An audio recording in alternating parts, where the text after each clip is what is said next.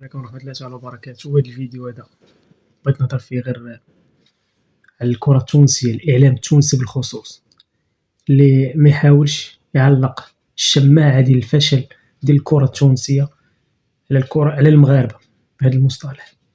أنه كيف خرج إعلامي عندنا هضر على واحد المشكل ربما كتعاني منه الكرة التونسية، يعني قال واحد شي هضرة اللي ربما كاينة في الكرة التونسية ومن بين الأسباب ديال الفشل ديال الكرة التونسية. حنا ما كان بأن المنتخب التونسي في هذا المونديال راه كيف شفنا أداء كارثي، ويكون المنتخب عندنا غنقولوا أداء كارثي. يعني الكرة التونسية خصها تبحث في هذا الموضوع بالذات، أنه ربما من بين الأسباب اللي خلاو الكرة التونسية بأنها تكون عندها هذه الحصيلة في كأس العالم، اللي حصيلة اللي ماشي ديال الكرة التونسية وما تتشرفهاش. الإعلام التونسي دور البوصلة للكرة المغربية. الكرة المغربية غادة شادة طريقها من الفئات الصغرى حتى الفئات الكبرى. يعني الحاجة خص هذا راه خصو يكون واحد شي حاجة كتحفزكم باش نتوما تخدموا وكذا، ماشي غتنوض تقول لنا كاع اللاعبين أوروبيين، راه كيبقاو مغاربة أوروبيين مغاربة. المغرب راه عاطي أهمية للتكوين، راه كنشوفوا الدوري المغربي قوى من الدوري التونسي. وخير مثال هو أن جوج الفرق مغربية كانوا في الدومي فينال، فرقة مشات الفينال هي الجيش. هذا ماشي سبب بأن توجهوا راه خاصكم تنوضوا تهضروا المشاكل اللي كتعيش الكرة التونسية. راه ماشي المشكل هو المغرب، حنا واش غندويو على واحد إعلامي عندنا هنا اللي هو ديما يدير واحد البوليميك وديما كيبغي يتسلط عليه الأضواء. الله يهديه، لأنه ماشي شغله يهضر في شي حاجة اللي ما كتهموش.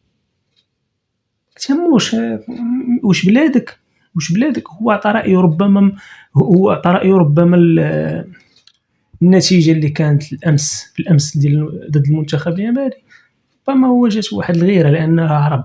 حنا كنبغيو المنتخب التونسي وكنشجعوا المنتخب التونسي وبغينا الكرة التونسية تكون ديما مزيان. حتى حنا عشنا أزمات، المغرب حتى هو عاش أزمات، بزاف، ولكن دار واحد النهضة كروية. يعني راه ناض خدم، وملي كتخدم كتكافئ.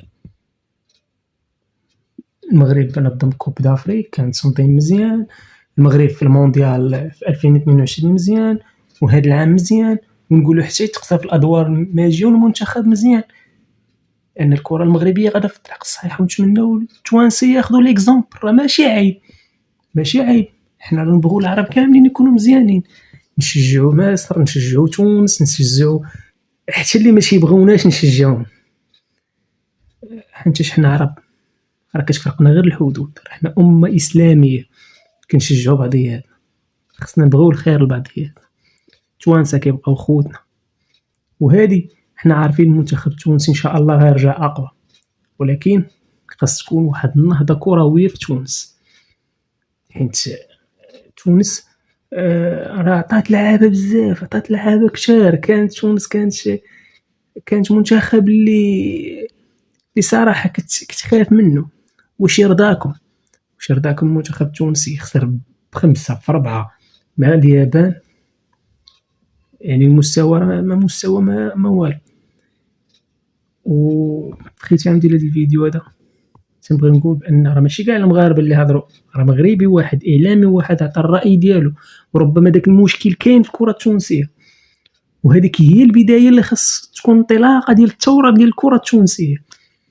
حيت حنا راه في الدوري المغربي ربما كان يوقع هادشي، حيت ملي كتصيفط لاعب نادي كيستافد ماديا، وكاينين ازمات. الا كانوا انديه عندها ازمات غتبغي تتخلص من الازمات بهذوك اللعاب، ربما هادشي خصو يتبحث فيه.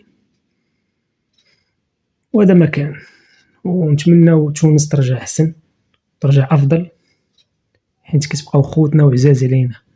كل ما كنتوش عزاز علينا والله ما غنهضروا هكا.